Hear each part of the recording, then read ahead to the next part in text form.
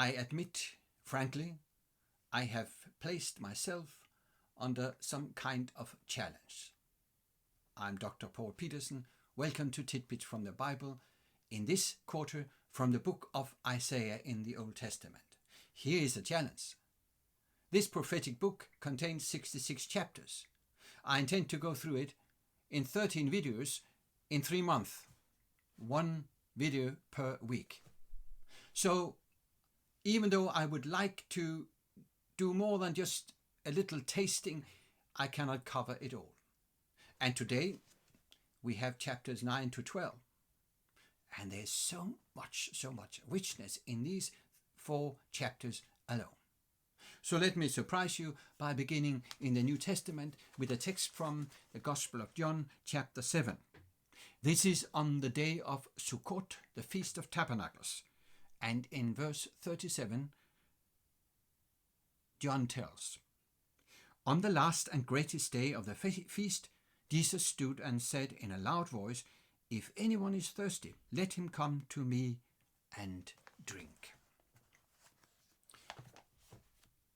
The metaphor of water of salvation is very strong throughout the Bible. And as a metaphor, it is used about the river of life, the water of life. And in the book of Isaiah, it plays a significant role. And as we read from Isaiah chapter 12, you will realize it. Here you have songs of praise. In that day, it tells, you will say, "I will praise you, O Lord, although you were angry with me. Your anger has turned away, and you have comforted me. Surely God is my salvation. I will trust and not be afraid. The Lord is my strength and my song. He has become my salvation." In this short chapter, a number of the themes from the previous chapters are incorporated and reach a kind of summary climax. Salvation is one of these themes. Remember, the name of Isaiah itself means the Lord is my salvation, or brings salvation. And then follows verse 3. "With joy you will draw water from the wells of salvation."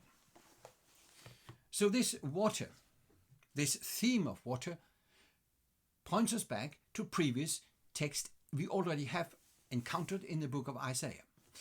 And as you look at this part of Isaiah, you realize first, chapters 1 to 12 form a unit.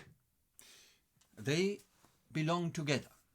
In the next chapter, 13, we will move on to the judgment of all nations.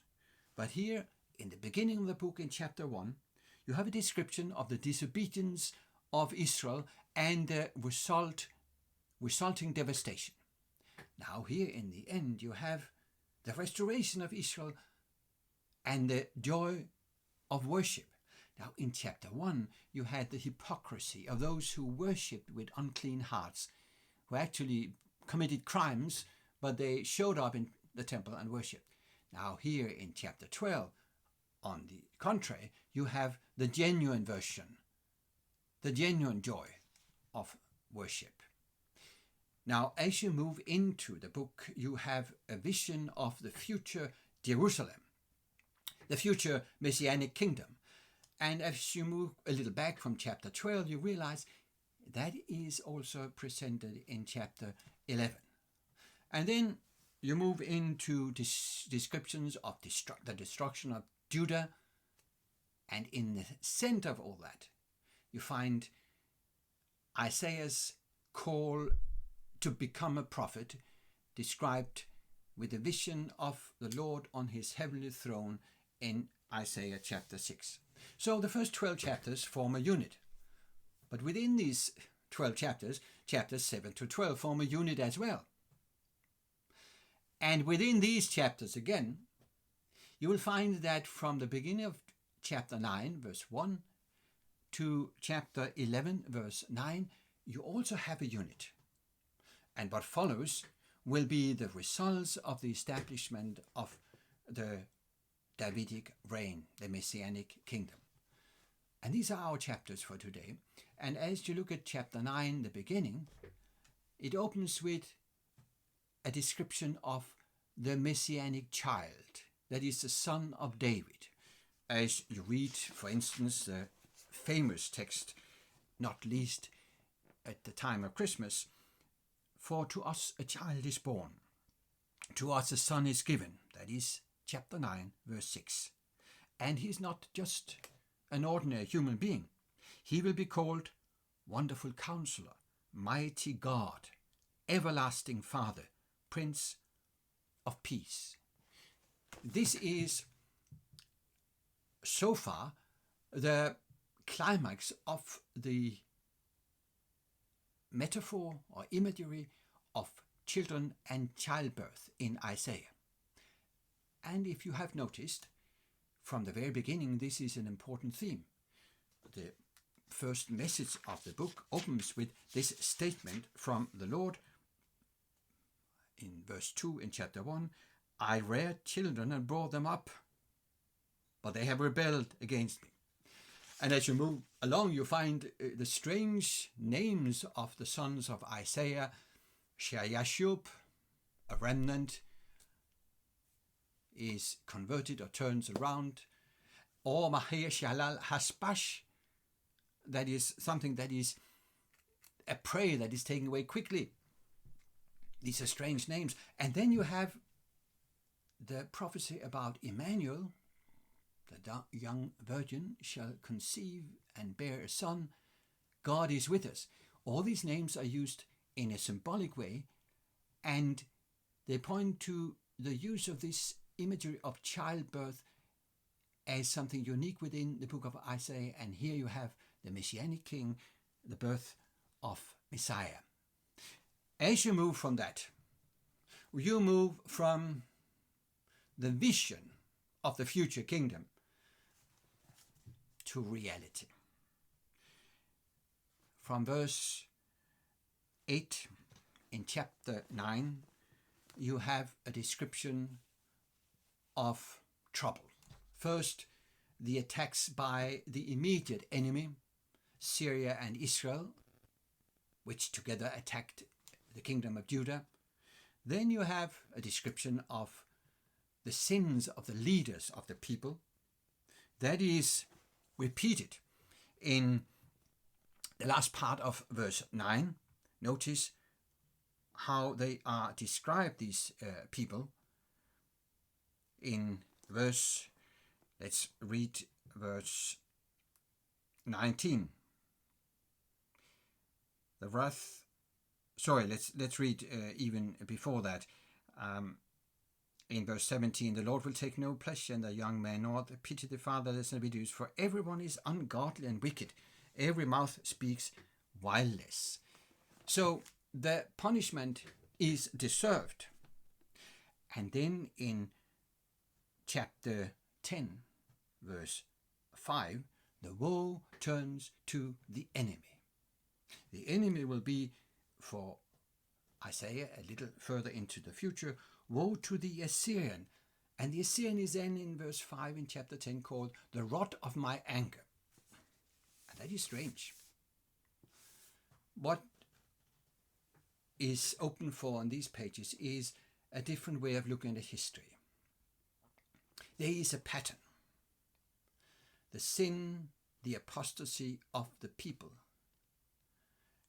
had as a result that God's anger turned towards them. And they experienced tribulation. An enemy would arrive and attack. They might be given into the hands of this enemy. But the purpose of God was to purify the people, and a remnant would be faithful or return to him. And that theme of the remnant is also one of the dominant themes in these chapters in the book of Isaiah.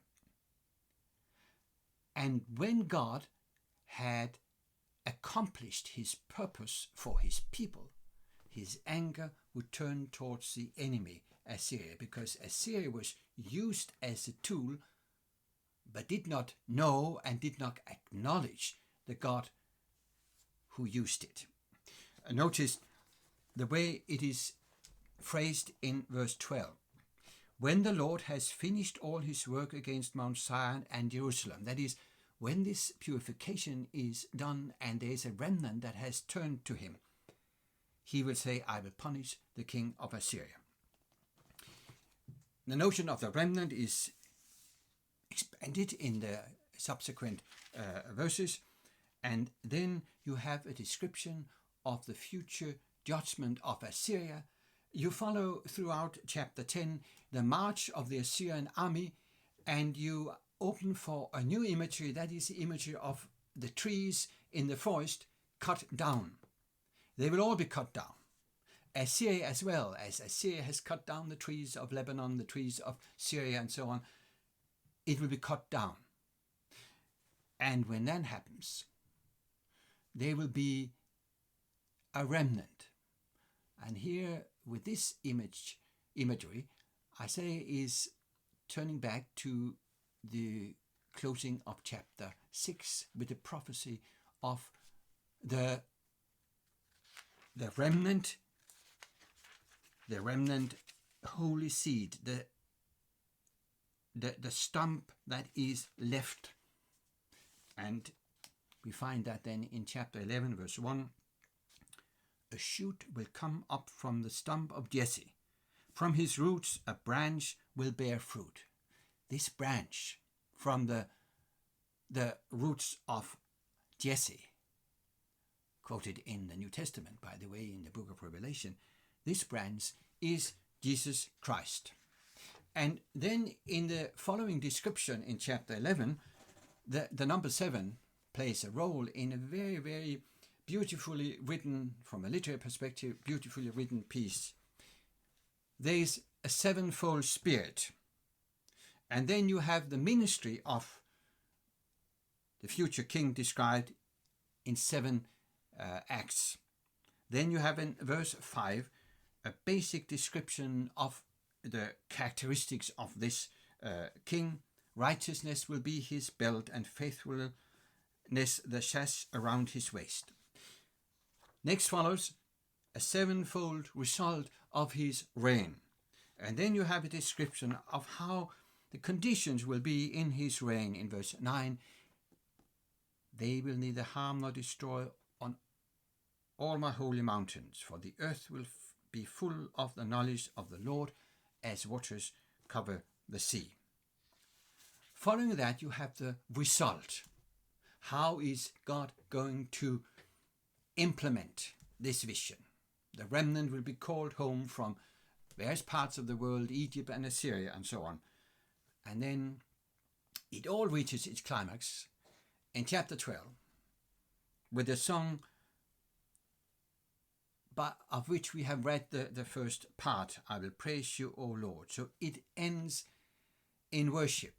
The judgment, the Day of Atonement, will end in the Feast of Tabernacles. This is the movement. There will be judgment, purification, there will be deliverance, and then there will be the worship and the joy of worship on the day of the Feast of the Tabernacles. Shout along and sing for joy, people of Zion, for great is the Holy One of Israel among you, is the closing verse of this section. This section is so rich and there's so much more to say. It is reused many times in the New Testament as well.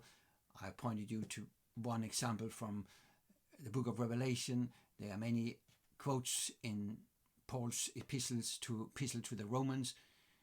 So I've just touched on some of it.